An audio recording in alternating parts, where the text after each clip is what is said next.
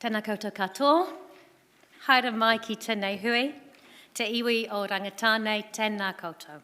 Tēnā koutou, tēnā koutou, tēnā tātou katoa. Welcome to Arts, Culture and Heritage Committee for the 17th of February, everybody.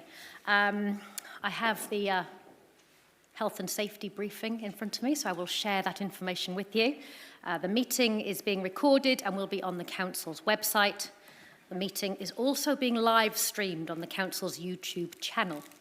The health and safety requirements for the Council's chamber are currently being shown on the screen, so please make yourselves familiar with those. Sign-in facilities, digital and hard copy, are available. I hope you've all signed in. Please remember to observe social distancing rules, noticing that some of you are in your workplace bubbles as you're here. For the benefit of those playing at home, I'll be reading out the motions as we go. But our first order of business is to accept apologies. So we have apologies from Councillor Lou Finlay, Councillor Zulfikar Butt, who is on council business, and the Deputy Mayor for late arrival. Is there anything to add to that, councillors? So I will move that we receive those apologies, seconded by Councillor Barrett. You said Councillor Brent. And ask you to vote, please.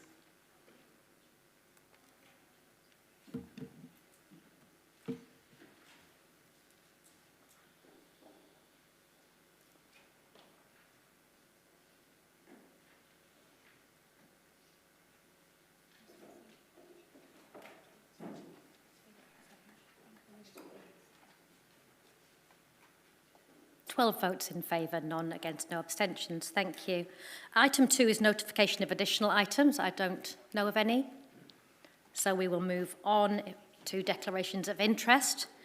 Again, I'm not aware of any. Elected members will be aware that Councillor Johnson is appointed to the board of Square Edge Community Art. That's a council appointment and therefore not a conflict of interest. Item number 4 is public comment. Not aware of any. So we will move to item number 5, which is the presentation from Square Edge Community Arts. I will invite Dr. Karen Seacombe, Artistic Director of Square Edge, and Mr. Roger Buchanan, Board Chair of Square Edge Community Arts, to come down to the one empty chair. They're going to come one at a time. They're going to tag team. And you have a presentation that you're going to take us through. The slot for presentations is 10 minutes, so I'll make eye gestures at you if we're getting towards the end of that time. We have the alarm system beside me, and then there's time for elected members to ask any questions that come up from that. I invited Square Edge to present to us today, and you'll see in your order paper, elected members, I've asked them to update us on activity and funding, to speak specifically to the Artist in Residence scheme and the work being done with CEDA, our Central Economic Development Agency, on the Coastal Arts Trail collaboration, and noting that you have supporters in the gallery for any specific questions that come forward from that. So, Karen, Roger, over to you. Thank you. Thank you, Madam Chair, Your Worship, councillors. Thank you for the opportunity to present today on behalf of the Board of Square Edge. It's no secret that the past year or two have been, to use a cycling analogy, a cross-country ride to say the least. So I'm delighted to report that Seeker has weathered the bumps and flat tyres and crossed the finishing line with flying colours. It's always unsettling in any organisation to experience a turnover of key personnel, and this has happened to Seeker twice in the past 24 months. Coupled with the implications of a reduction in funding, the board has redoubled its efforts to establish a sense of security in its governance and provide the management team with a new strategic plan to lead us forward in a way that is relevant and innovative. The new team, now expanded to 3 staff, has the range of skills and experience to provide the city with exhibitions, events, educational experiences, online connections, and workshop and studio spaces, which are already impacting on the arts community like never before. Splitting the former manager's role into a business manager and artistic director has produced immediate advantages, and adding a dedicated marketing specialist is proving invaluable in promoting our venue and services to the wider community. So to speak more specifically on recent and coming innovations, I'd like to hand over to our artistic director, Dr. Karen Seacombe.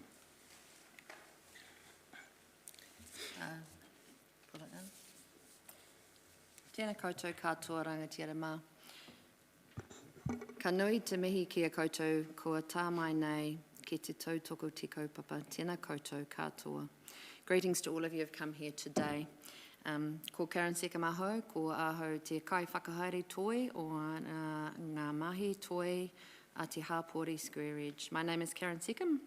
I'm the Artistic Director of Square Edge Community Arts. Jane Humphrey, our business manager, is sitting up in the crowd there, and she'll probably circulate with some brochures at some stage during our presentation. What we'd like to run you through today is some of the activities and events that Square Edge have undertaken over the last year, to look at a little bit at some of the funding that we've received, and to share some information about the Art Trail, the Coastal Art Trail, and the Artist in Residence scheme. We'll go fast because we're limited by time. Okay. So your PowerPoint doesn't like our font style, obviously. Between January 2020 and January 2021, Square Edge held 10 physical exhibitions and 3 virtual-only exhibitions. Artists included individuals and groups. We had quite a number of groups presenting work at Square Edge. There's a range of those works shown on the PowerPoint there from that year, including national exhibitions, the Print Council, Aotearoa, street prints, individual groups, and individual artists. So over 370 artists aged between 3 and 85 presented work in our galleries over this time. 120 artists were profiled online as shop artists, as part of an online magazine and during our art trail, as well as through the exhibitions. COVID-19 in March 2020 pushed our team to quickly ensure that all exhibitions were able to be uploaded and available online from March last year, which is when I started in the role. And with the new website that we have, we continue to undertake all exhibitions, both physically and also online, COVID-proofing. So some of the events that were undertaken included opening a new workshop space, space for the community to drop in, book in, join in on a range of activities. In 2021, we have a free workshop series that will be undertaken in there monthly. Jane's passed around a handout, and that shows the exhibitions and activities that are upcoming, including that free workshop series. In July, the Square Edge shop opened. The goal of this space is to present local artists' works for sale, promote their mahi, and support them to be successful financially. In September last year, Square Edge celebrated 40 years as an arts centre, and we held a gala exhibition, a gathering event, and weekend of free workshops, classes and performances. November 2020 saw the 4th Art Trail Manawatu take place, and that involved an exhibition and opening event also. All of these events and spaces have been designed to bring together artists, creatives and the public, and offer connection and opportunities to participate and learn. Every week at Square Edge Arts Centre we have approximately 27 regular room bookings for classes and all sorts of things, dance, yoga, performances, concerts, comedy shows, meetings and more. Over the last year, apart from COVID cancellations, we held 9 theatre comedy shows, monthly musical performances by Musica Viva, 6 additional musical performances, and Trinity College music, speech and drama exams. New workshop space hosts a weekly Youthline workshop free of charge also. So there's a lot going on in our space, which is really exciting. Art Trail Manawatu. Last year our Art Trail hosted 90 artists in 35 venues. For the first time this year, large hubs were initiated. So 13 artists were based at Square Edge, 26 were based at Keisha Birch House, and 7 at Te Awahanui Stroom in Foxton. Creative New Zealand funding allowed us to create permanent online support materials for the Art Trail Manawatu, an online artist magazine which remains up permanently, and artist profiles which go up just during the Art Trail month. Square Edge are now also part of the Coastal Arts Trail, which is a new initiative being undertaken by Central Economic Development Agency and Whanganui and Partners. The Coastal Arts Trail will be a permanent art trail. So our regular art trail is a one-off weekend that happens once a year. This is a permanent trail that's up all the time and that people can pop onto the website, have a look and travel across regions, so Manawatu, Taranaki and Whanganui. The website's currently under construction. It offers artists and arts organisations the opportunity to upload a profile with the regular open hours, and also provides links to events like our yearly art trail. Sybil Cope from CEDA is here today and is happy to respond to any questions that the committee may have. She's sitting behind me there.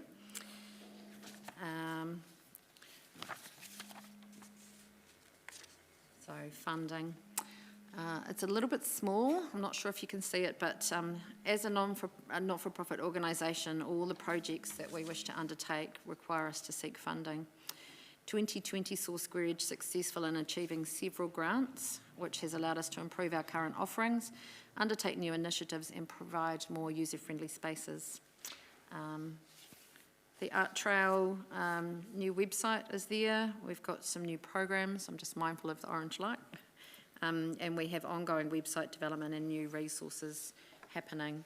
While our Seeka financial accounts currently show a surplus, it must be noted that all funding is allocated to specific projects and our accounts are actually running at a deficit. We can see some new lighting there and our current exhibition in our gallery spaces, which have recently been repainted by PNCC. Thank you very much, they look amazing. Finally, Artist in Residence scheme. It really doesn't like the font. So the PNCC Massey University and Square Edge Visiting Artist Scheme was instigated in 2004. Every year 3 artists in residence have been selected, a writer, a multimedia artist and a theatre director. Since the scheme began, 50 residents have participated. Residents work on their own projects, undertake a lecture and class at Massey and are expected to contribute to a community project also over their tenure. With the Square Edge apartment accommodation recently identified as a fire hazard, requiring expensive repairs to come up to code, our current resident will be the last living on site until such time as decisions are made on the earthquake strengthening of our building. Off-site accommodation has been arranged for the next artist in residence, writer Michaela Nyman. This change to the MOU has offered the 3 partners an opportunity to look at what the scheme offers the local community. Gillian Tasker, our PNCC liaison for the scheme, is present today to respond to any questions that the committee have about the scheme. And then, so the final slide there, you can see the 3 artists in residence that we've had over the last year. Dr. Octavia Cade, who was with us over lockdown, locked into our Square Edge building all alone, who did an amazing job of actually reaching out and contributing into community. Sorawit Song Sataya, who is a multimedia artist who presented a film in the Square, public film, and of course Mel Cook, who is presenting the Summer Shakespeare production, which is upcoming. And that's us. Thank you. Thank you. I appreciate you sticking to time there and a whistle-stop tour through the work of Square Edge. And I'll open up for questions, any questions from elected members. I just wanted to kick off with a question about, you said you'd done 3 only virtual exhibitions this year. I'm assuming that was in lockdown. And then you said you're continuing to undertake all exhibitions virtually. Is that something you expect to see continuing? Yes, yeah. I think we've realised, you know, whether COVID's here or not, as far as access and participation for community, online exhibitions are a really good way of reaching people who might not come into the galleries or might not be able to come into galleries. So it allows us to kind of connect with community and share our artists' work in a much more broad kind of sense. And are you able to track numbers of people viewing online? Website traffic. So we can track the website traffic, and it did increase, notably increased over Art Trail last year. So that was interesting. We could see the real jump, a spike from sort of September through to November, and specifically over the Art Trail weekend. So we know that we're tapping into that demographic. Some of the materials from the art trail, the videos that we created, for instance, were very popular. I think people really connected with those that they could see in a video as a real person, rather than this kind of idea of an artist separate to kind of, yeah. Thank you, Karen. A question from Councillor Harpeter. Thanks, Madam Chair. Thanks, Karen and Roger. Just one question around the art trail. Wondering whether you have looked at going into Fielding and Manawatu as well. So yes, Fielding is included, and we had Fielding artists, Foxton artists, artists from Pohongana Valley, Ashurst Way. The only region that we haven't pushed into is kind of Rangitike Way, Bulls, because they tend to cross over into the Wanganui Trail. Okay. So yes, we did have several Fielding artists, and Fielding Arts and District Arts Society are going to be part of the trail this year as well. Thank you. Follow up on that, Karen. Did you apply for MDC Creative Communities funding for Art Trail? I am about to. Yes, so we are looking at it this year, proportioning off, you know, the number of artists that we have as part of the trail, and kind of applying for that portion of funding from Manawatu District Council. Thank you. Councillor Barrett. Thank you, Madam Chair, and thanks, Roger. Thanks, Karen. You put a slide up that had a whole lot of different little pots of money.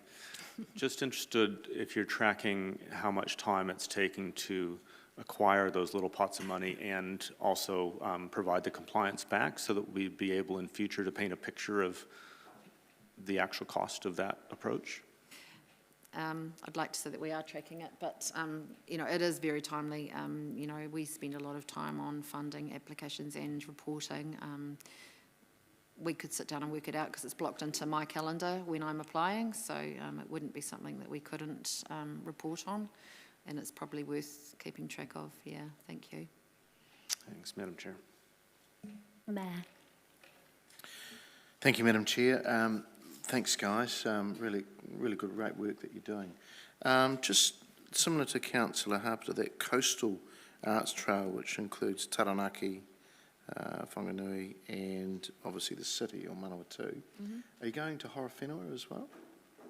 Not this year, but Sorry, Sybil, if you're speaking, you won't be able to be seen on the video if you do it from over there. So, thank you. Thank you, Madam Chair. Thank you, Mayor.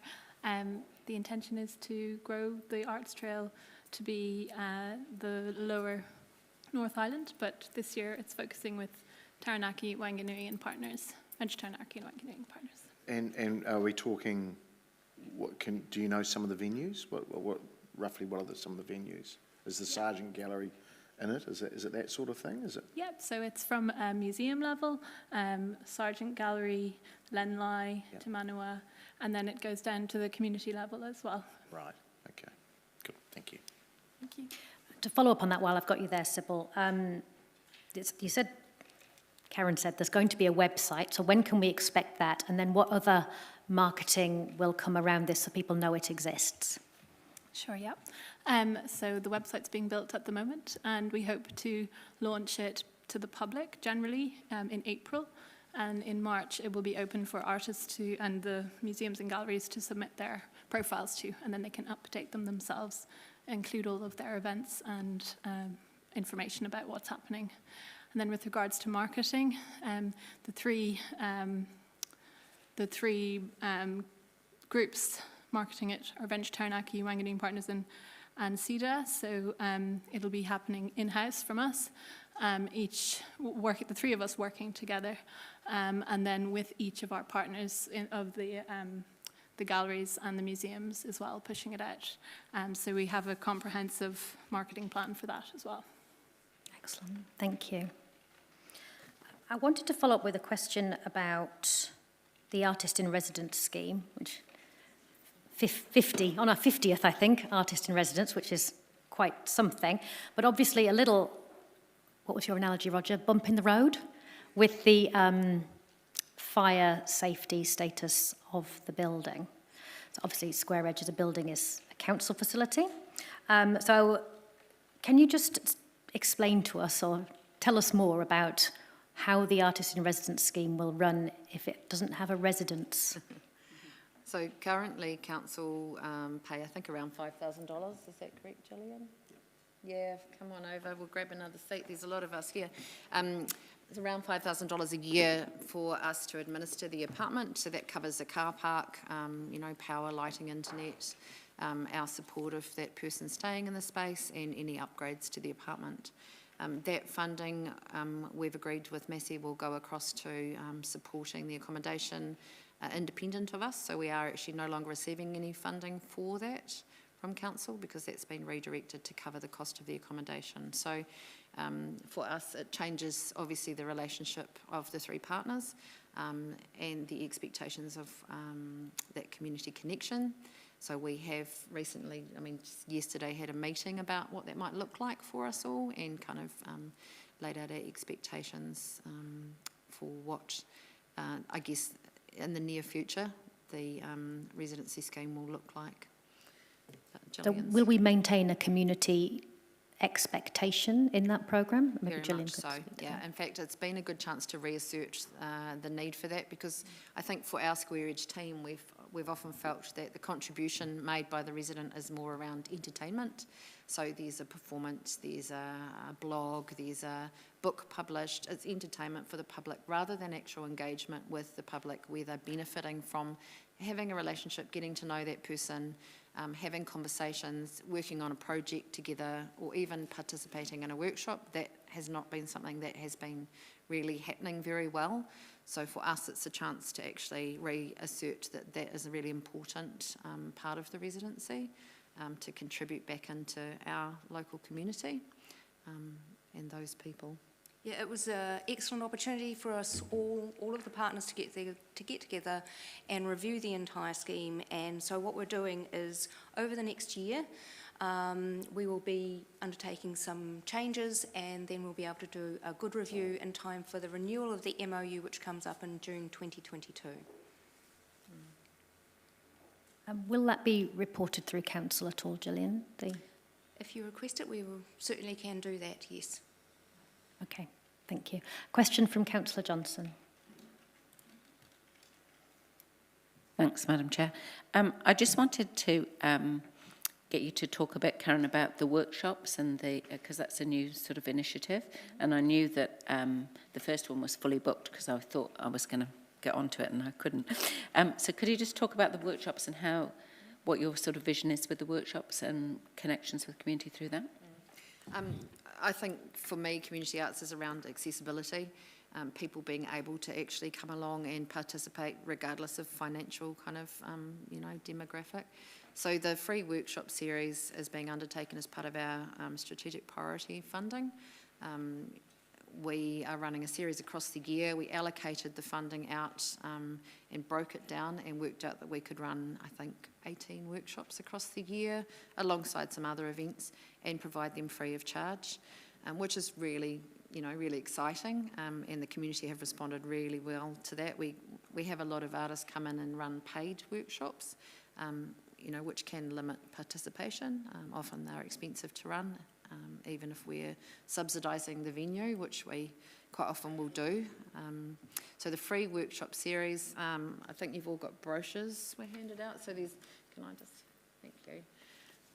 So this is just for the first 6 months of the year. We've tried to align some of the workshops that we've got with the exhibitions and events. So the first workshop, the Raranga workshop with Trina Heke and Marge Kahika Nakora. Trina Heke is one of the artists in the Tono exhibition that we have up at the moment. So there's real kind of flow through with her weaving, being present, and her doing the workshop. Woman in Metaphor exhibition, Catherine Daniels. We have International Women's Day coming up in March. A really strong exhibition from her, which is in this handout. And so she'll be working on metaphors and sculptures, which are exactly what she's done with her workshop. So we're trying to connect with the workshops so that the public can come and view things in the space, get inspiration from that, but also have the opportunity not to feel that that's a professional artist and I can't actually achieve that, to feel like, actually I can. I'm being shown how to undertake some of these things and learn some skills. Is that? Yeah. Thank you. I'm just keeping an eye on the screen, that has exhausted all of the questions. Can I say thank you to all of you for coming in to speak to us today and update on what's going on with Square Edge. Obviously a really key partner in the city's arts sector and as part of our strategic priority grants funding. But thank you all for coming in. Yeah, thank you for having us. Take a seat in the gallery for as long as you'd like to. The recommendation in front of us, the committee resolved that the presentation from Square Edge Community Arts be received for information. I'm happy to move that. I'll seek a seconder. Councillor Johnson will second that. I'll note that I have passed a recommendation to the committee administrator for the work schedule to add on that, looking for that report on the Artist in Residence scheme. I'll open for any comments on that presentation from elected members. Say thank you again for coming in. I was interested in the questioning from Councillor Barrett about the work that goes into seeking reporting on funding in this kind of space. Obviously, in the presentation, Dr. Seacombe referred to the reduction in funding that Council provided for Square Edge through strategic priority grants. And that was obviously not just disappointing in terms of reducing funding, but actually causes an increase in work in the amount of time and effort that goes into seeking replacement funding. So well done on the work that you've done in that space. I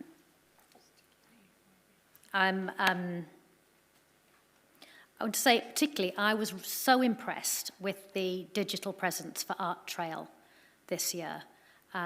Coming to the opening exhibition where you had the videos running in FX2. And elected members, if you've not seen them, I do recommend that you have a pop onto the website and look at them. It's the work that Square Edge received funding from Creative New Zealand for, and using a local videographer, might also work for the Manawatu Standard in his spare time. Truly exceptional pieces of work, and I know from community comments that people were so impressed by that sense of connection with the artists through that work. So that was a particular highlight for me, and I want to draw attention to that. Councillor Johnson, you have a comment.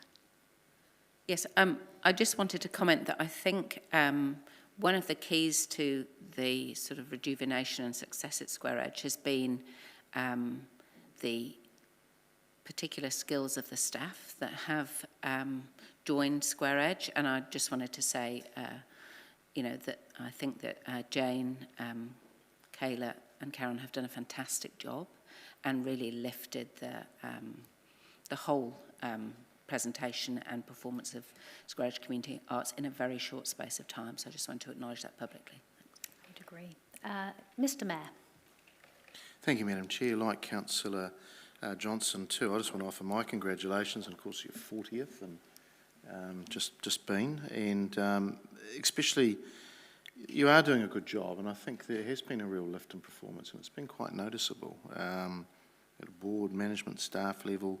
It is truly our community art space, and although it runs as a pretty lean, mean machine or organisation, it does deliver a pretty good bang for its buck. So I've probably been to it more times in the last 12 months than I have in the last 5 years. So well done, and just keep coming up with some of those innovative, different ways of connecting. It's really good. Well done. And on that congratulatory note, I will ask elected members to vote on receiving the presentation for information.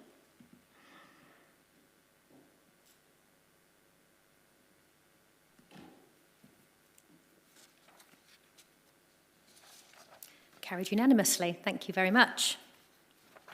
The next item on our agenda is the confirmation of minutes, which are on page 9 of the order paper. I will move that the minutes of the Arts, Culture and Heritage Committee meeting of 11 November 2020, Part 1 Public, be confirmed as a true and correct record. That is seconded by Councillor Barrett. Are there any comments or questions about the minutes? Being none, we will put that to the vote.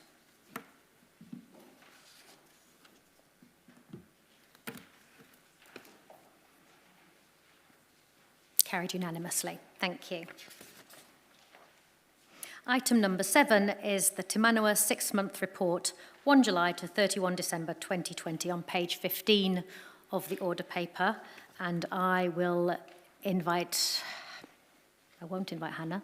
I will invite Andy Lowe, Chief Executive, who is up the back there, excellent. And John Folk, are you joining, John? No, just Andy.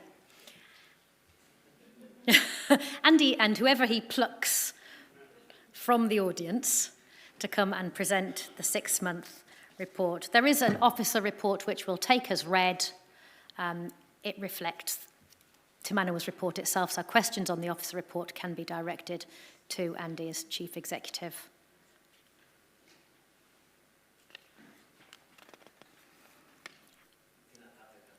Kia ora.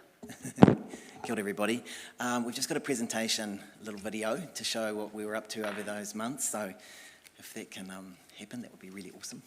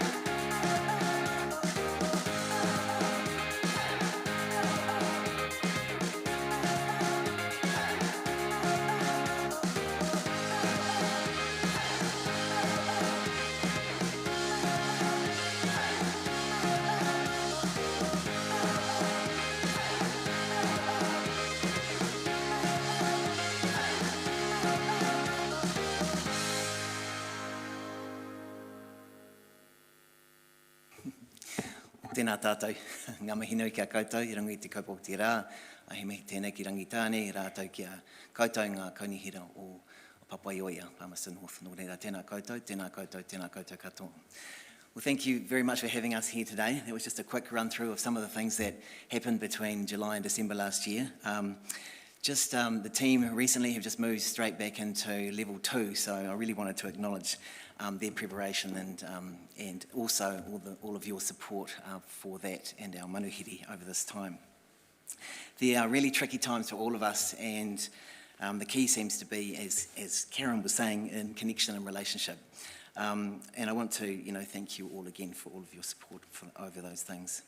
Over the last few months, Te Manawa has had some really great feedback from colleagues across the sector. And I was recently approached by Dr. Sarah Russholm, new CEO of Experience Wellington. She's really impressed by some of the work that Te Manawa has been doing with the Of By For All inclusion concept, and really wants to meet with us to discuss that.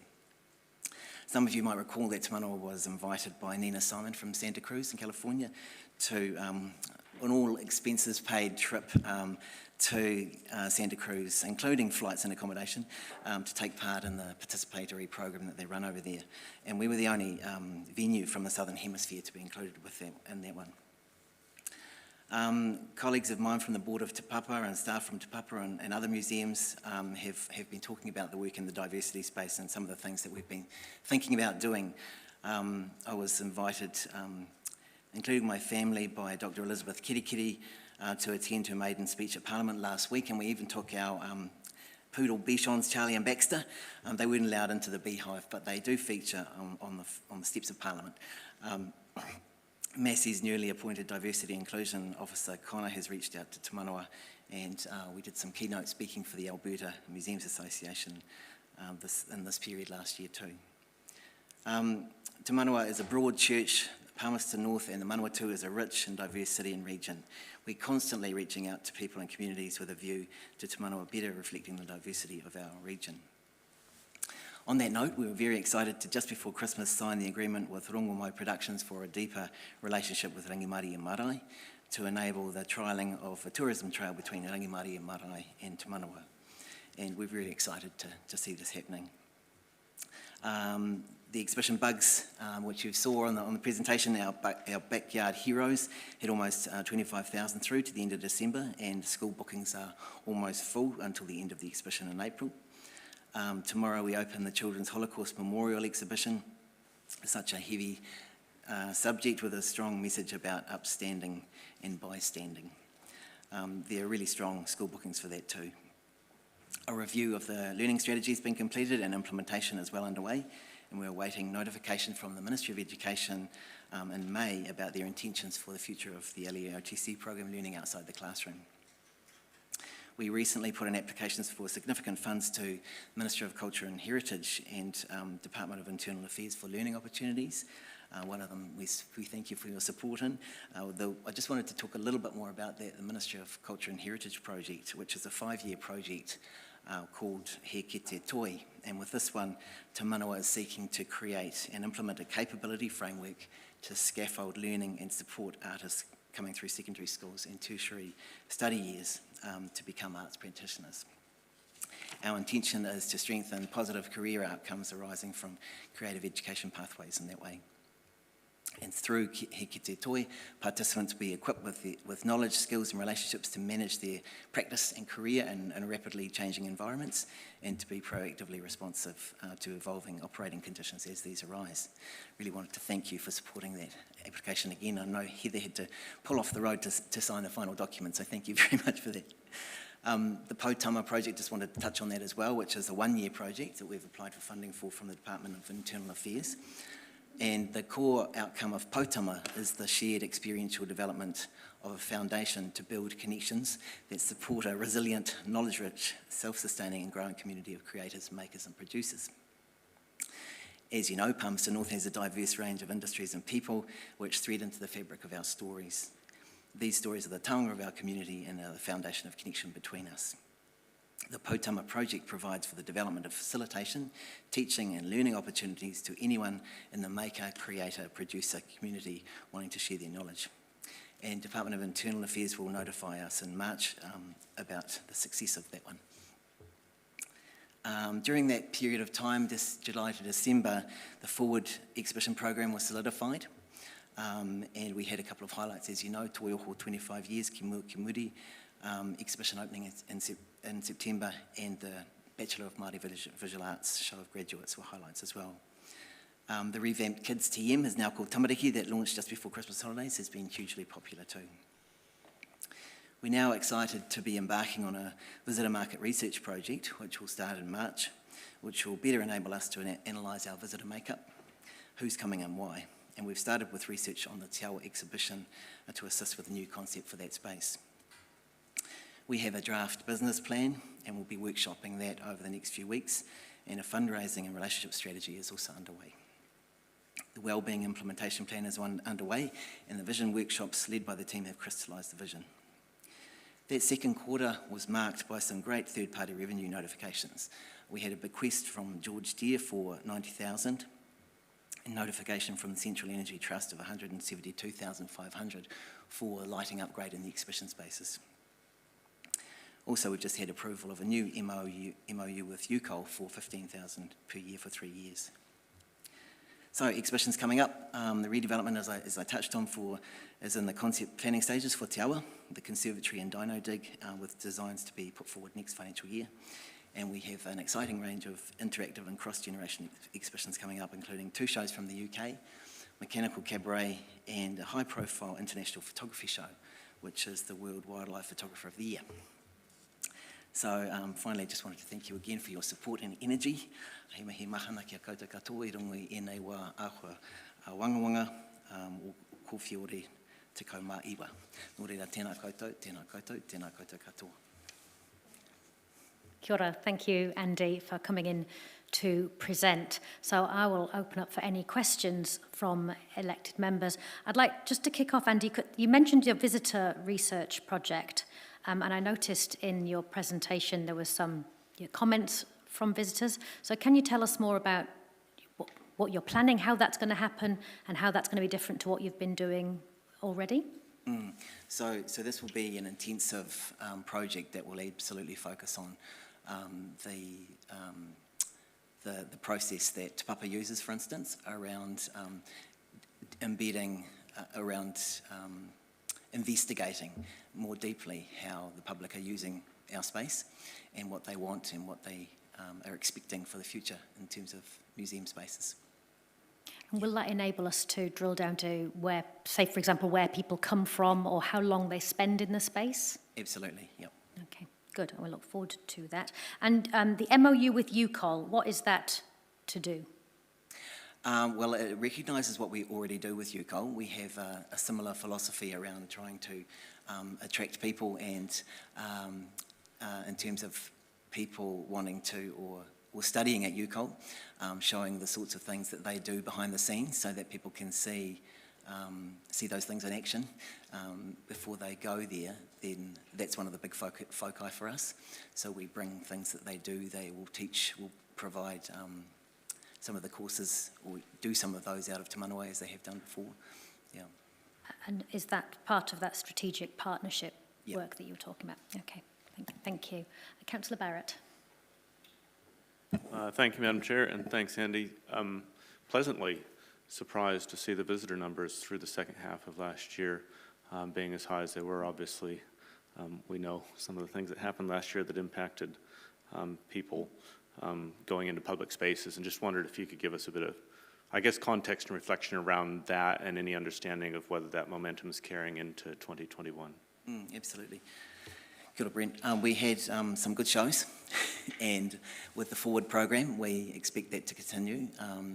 So that's the plan, is to make sure that those things are there in place and that we can continue to do those things in terms of exhibitions. Yeah. Thank you, Madam Chair. Thank you. There are no further questions, Andy and team, so thank you for coming in. The recommendation on the screen that the memorandum titled Te Manawa 6-month report, 1st July to 31st December 2020, and attachments presented to the Arts, Culture and Heritage Committee on 17 February 2021 be received for information, and that the attachment titled Te Manawa 6-month performance report, 1 July to 31st December 2020, also be received. I will move those. Seconded by the Deputy Mayor. I will open for any comments. Invite you just to take a step back, Andy. Thank you.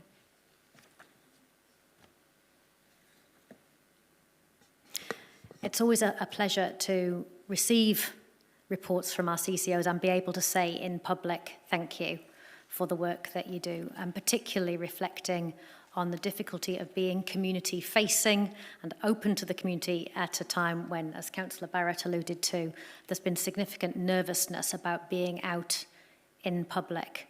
and the figures, the numbers that you're reporting are testament, I think, to the fact that our community sees Te Manawa as a safe space. They feel that you look after them and they're willing to go into those spaces. I've been delighted to be at a few events at Te Manawa over the last months, and particularly delighted with what I think is probably a novelty for any museum, I'd say in the world, with drag at Te Manawa. Where you turned your atrium into a catwalk and invited drag queens from Palmerston North and the wider New Zealand drag community, there is such a thing, to come and present. And it was a very lively evening, as I recall, but certainly I think speaks about the novelty that Te Manawa is prepared to embrace in terms of putting on events that people might not expect in a museum, which talks about how Te Manawa is at the heart of our community and connects with all kinds of diverse elements within that. You talked about inclusion and how the work that you do in that space is increasingly being recognised nationally and internationally, and I think that's something we should all be very proud of, that Te Manawa is able to lead in that space for us as Palmerston North. So thank you all very much. And as usual, thank you to your contributing societies as well. So we will look to vote to receive those reports.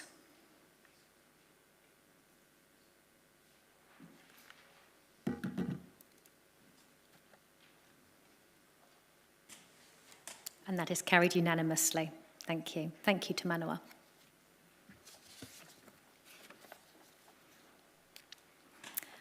The next item on our agenda, we're going to have a small movement in the chamber. The next item on our agenda, item number 8, is the progress report on plans for the city's 150th celebrations on page 85 of the order paper. And I will invite Tasha Paladin to come down to present that report. Tasha is Head of Events and Partnerships. So over to you, Tasha. Tēnā koutou, tēnā tātou katoa. Thank you, Madam Chair, Your Worship, the Mayor and elected members for the opportunity to present the progress report on the 150th, because I can't say sesquicentennial, celebration plans. I will take the report as read, and I would like to make a note in reference to section 4.2 on page 94, where the dates reference 1871. Now, there are differing records regarding dates. So, for example, The City at the Centre, which is the book most recently published, references 1877 as the year that the borough was established. And this was the pivotal year that was used as the basis for the 50th and the 75th Jubilee celebrations.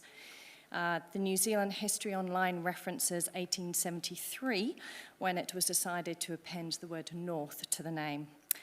However, the centenary was celebrated in 1971, and therefore there is a public expectation to acknowledge 150 years as being 2021. It is a matter that carries a lot of debate. I would also like the committee to note that the present street flags that are shown on page 93 were draft concepts at the time of the report being written, and one of them is still going through the design process. The past flags that are in the report are currently on display down the central strip of Te Maraeohine, although 3 more are due to go up, but they were delayed due to our Palmerston North weather conditions. Happy to accept any questions. Thank you very much. Councillor Johnson. Thank you. I do have a question about the communication strategy which you've appended to the report. In particular, the suggestion, which I think is broadly, like the strategic element is quite good, but I'm just a little bit concerned about how it might happen, around getting people to look at, taking a fresh look at Palmy by doing other BAU local events differently. And in particular, the suggestion about updating the Festival of Cultures by including representation of the rainbow culture in the Lantern Parade. And my question around that is what contact you've had with Malgra, who are the first, in fact, lesbian and gay rights group in the country, regarding that suggestion, given that the Lantern Parade is only in about 10 days' time. Thank you. Yes, COVID permitting, the Lantern Parade is next weekend. In terms of the strategic document that has been supplied, those are tactics that have been recommended to raise the profile of Palmerston North nationally. And so it's not as though we are going to undertake every single tactic that is there. They're recommendations. However, that said, Luke McIndoe, who is the event manager for festivals and cultural events, including Festival of Cultures, has reached out to our local communities, and they will be included, say COVID permitting, within the Lantern Parade. So there will be an inclusion. It will be, I guess the word is subtle and perhaps understated at this point in time, but it's at least a first step. So when did that reaching out take place? Because I spoke to them yesterday and they weren't aware of it. I believe I was made aware that they had been reached out to. If that's not correct, then I can certainly follow up on that. Okay. And what about any discussion with Manawatu Multicultural Council, who have been the sort of founding organisation of Festival of Cultures, and their response, I suppose?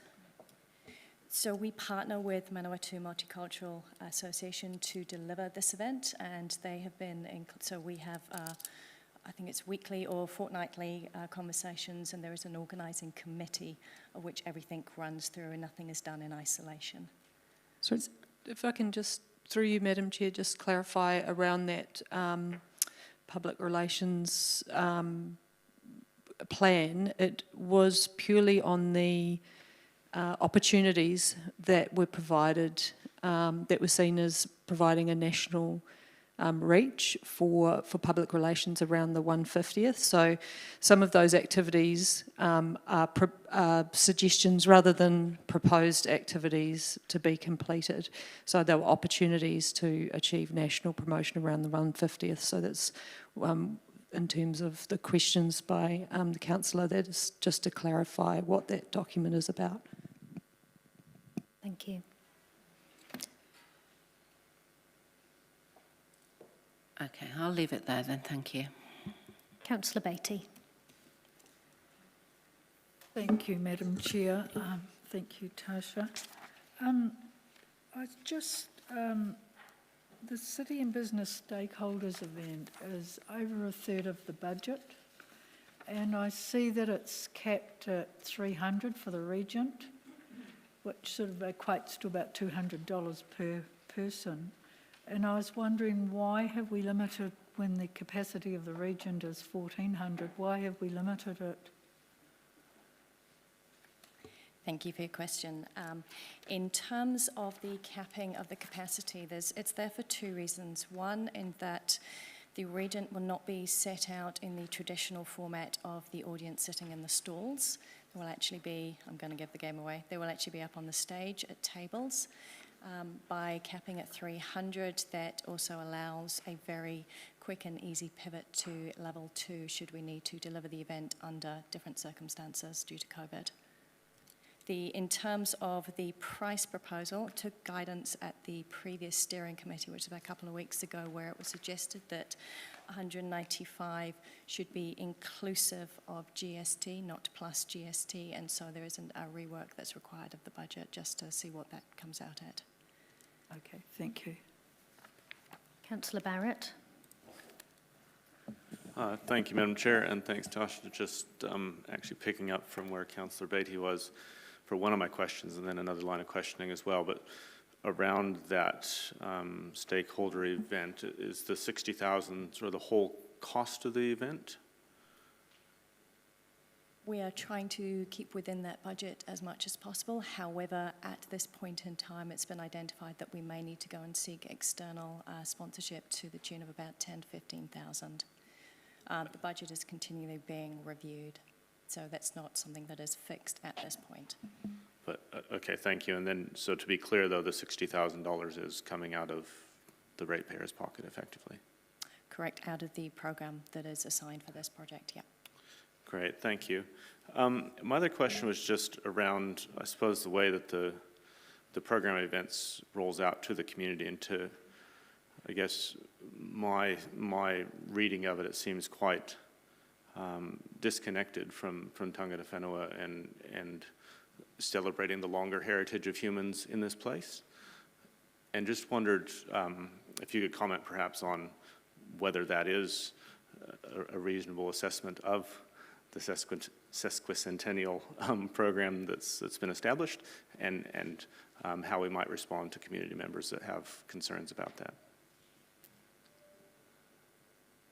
Can I potentially assist with that through you, Madam Chair? The representatives of Rangatane were anticipated to be on the steering group to facilitate involvement in that regard. In terms of offering opinion around that, it's not really the officer's role to provide that. Thanks. I'll leave it there, Madam Chair. Councillor Rutherford. Sorry, Deputy Mayor. Thank you, Madam Chair. Thanks, Sasha. Probably a similar question to Councillor Barrett.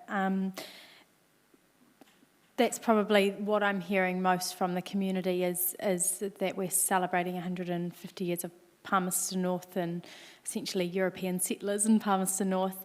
Is there, through the events that are planned or through the comms, or I guess how are we acknowledging that the city's actually got quite a rich history that predates this? Have we got an element of that being worked in to recognise that this is only a celebration of a piece of the history? So thank you. So in terms of the rich history, there is only so much that we can deliver through events and activities.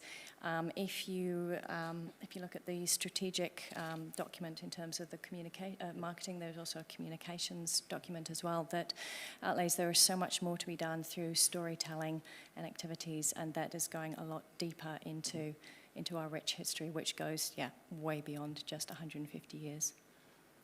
So I guess then that would say no, at this stage we're not doing anything specifically to acknowledge the history of this place. This is more about the specific 150 years of settlement.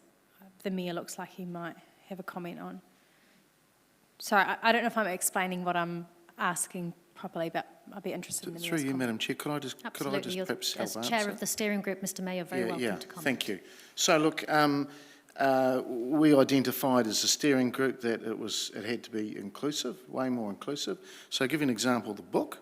If any of you have read it, it has a big chapter on tangata whenua and mana whenua as well, and there's been huge input from Hone Morris, who we all know well.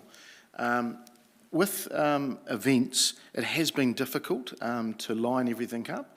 As some of you may be aware, the blessing of the new Po, we had hoped that might have coincided with Waitangi Day, and we could have done something really, really special. But we're still going to do something special next month. That probably should have been communicated a little bit more clearly in here.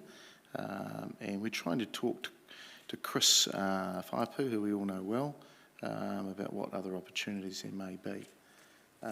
There's a whole lot of other community stuff which perhaps isn't listed here that is happening.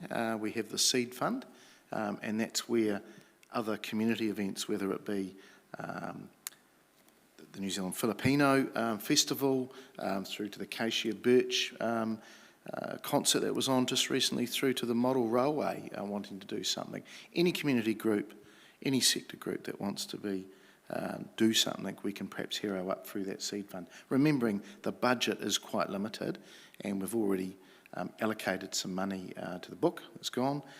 With the dinner, there will be some ticket income there, and as the officers have said, we're trying to leverage some sponsorship for that, so that $60,000 isn't just a sunk cost. There'll be some income which we hopefully can spread around some more community events. But it is a bit challenging with just the budget as it is. Thank you. That's fine. I'll leave that topic. I have a second question around the Monopoly game, and which looks quite exciting. If all goes to plan, when would we expect that would be available for sale? So the Monopoly, we've gone through quite a lot of conversations with the organisers of that, and really we are the masters of our own destiny in terms of when that may or may not be possible. So it's possible that we will have it for around about June, which is when the business event is due to be planned, is due to be held. And is that something that if we...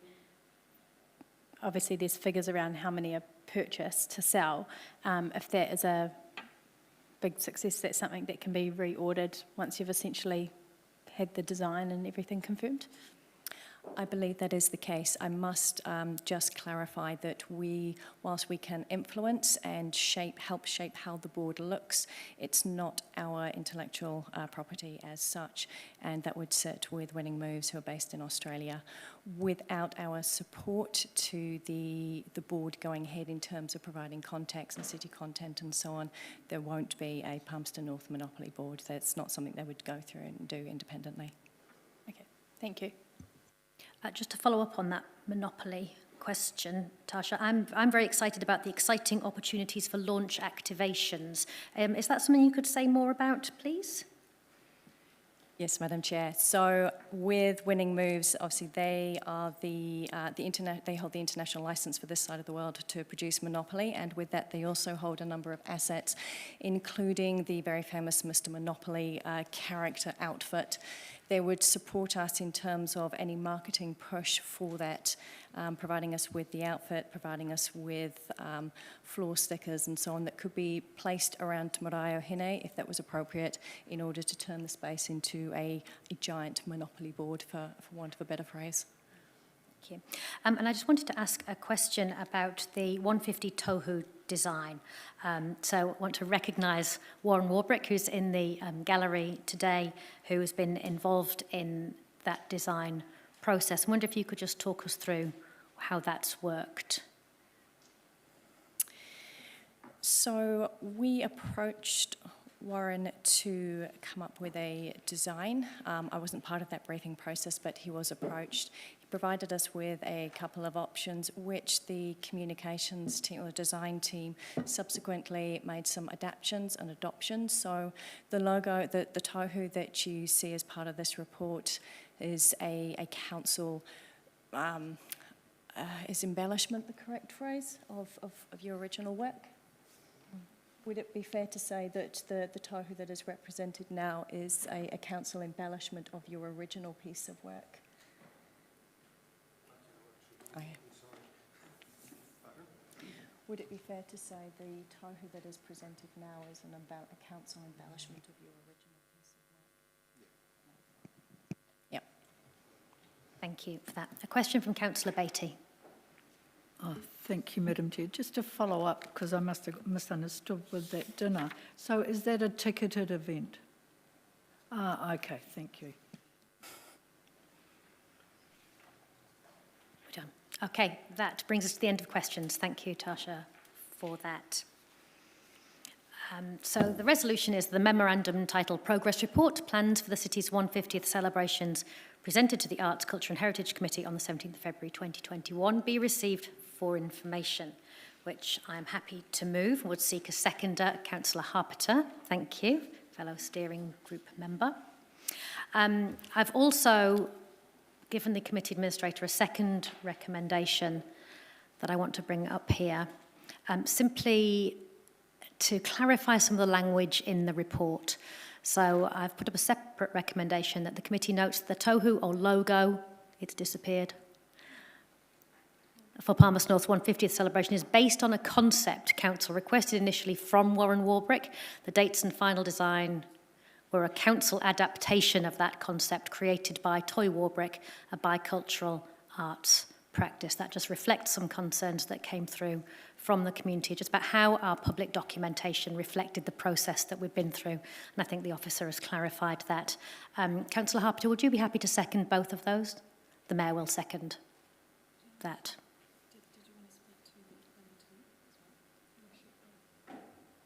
As well as what?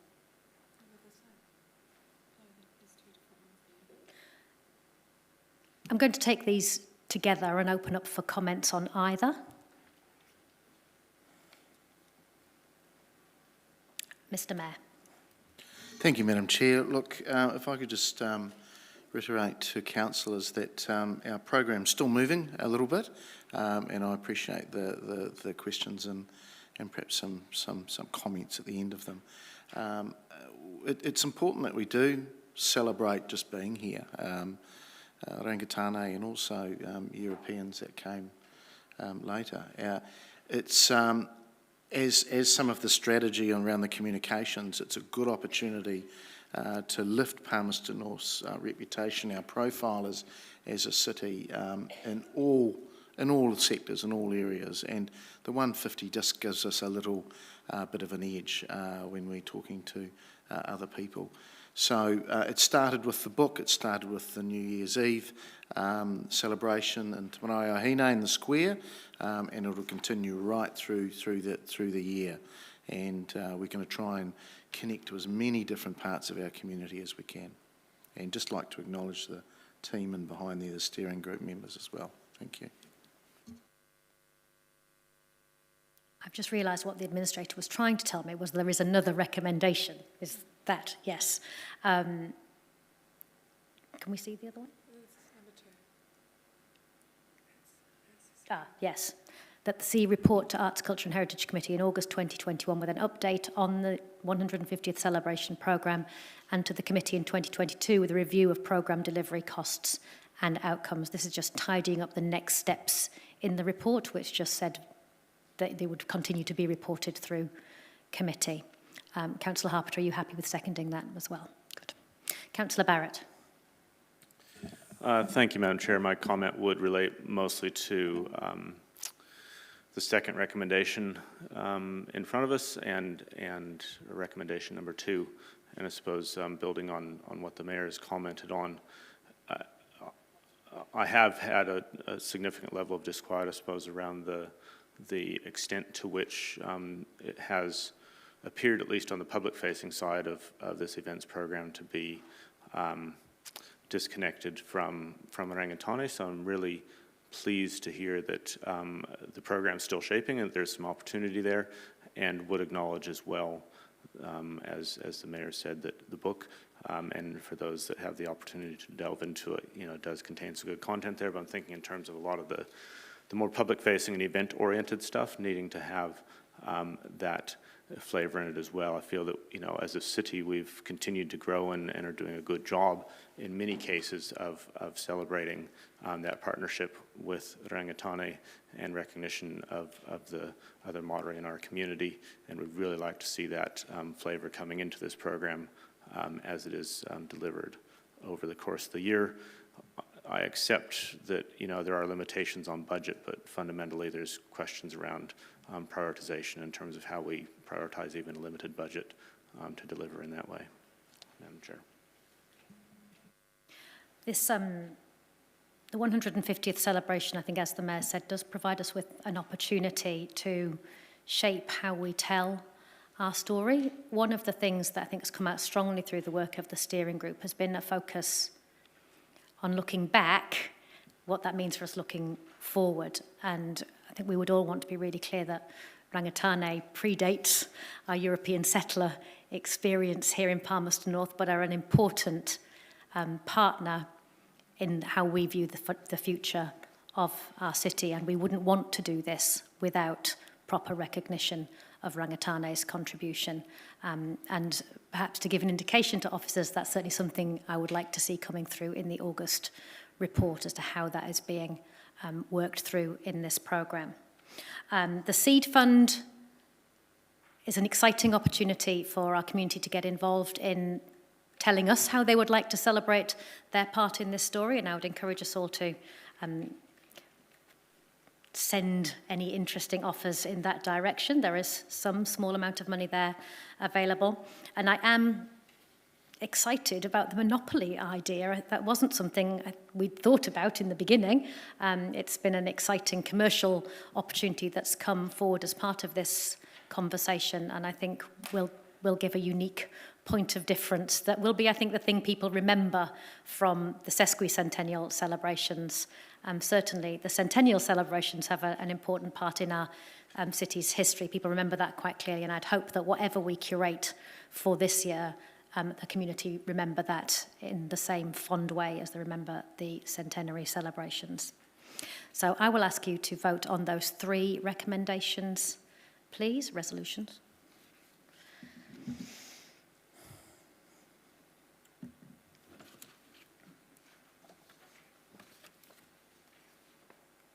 Carried unanimously, thank you. We move to the last item on our agenda for Arts, Culture and Heritage, which is to receive the work schedule dated February 2021. There is an additional recommendation to add there, which has come from Councillor Barrett, that the CE report to Arts, Culture and Heritage Committee on future plans for celebration of Waitangi Day and Matariki public holidays in Papaioia, Palmerston North. Councillor Barrett, would you like to speak to that? Thank you, Madam Chair. Just briefly, I think we all realise that the public in the city have some expectations around public holidays, including Waitangi Day, and certainly the feedback that I've had around recent additions is that they would like to have some assurance in the future that there is a solid plan that the city is backing for delivery of those events. Obviously, we've also had the recent announcement around Matariki, which has clearly an Indigenous link in it as well. So I think these conversations for 2022 are going to be interwoven, as it were, between what happens with Waitangi Day and what happens with Matariki. This recommendation is simply to ask that a conversation happens between council and iwi partners around how we can best serve the mana of these days and the expectations of the community in 2022 and years ahead. Thank you. And there was another recommendation about the Artist in Residence scheme. Do we have that? There we go. Following up the comments from the presentation that the Chief Executive report on the future of the Artist in Residence scheme. So any questions on any of the additional recommendations or the work schedule in general? Did I move those? I'll move those. Seconded by Councillor Barrett. Being no questions, I will ask you to vote on those.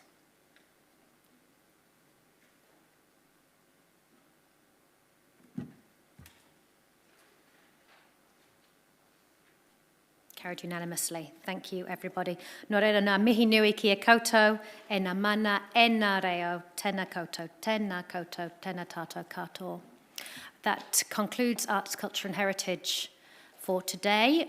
I make that, we're going to 15:15. We'll take a 20-minute break for afternoon tea, and we will reset and come back to the adjourned Committee of Council meeting.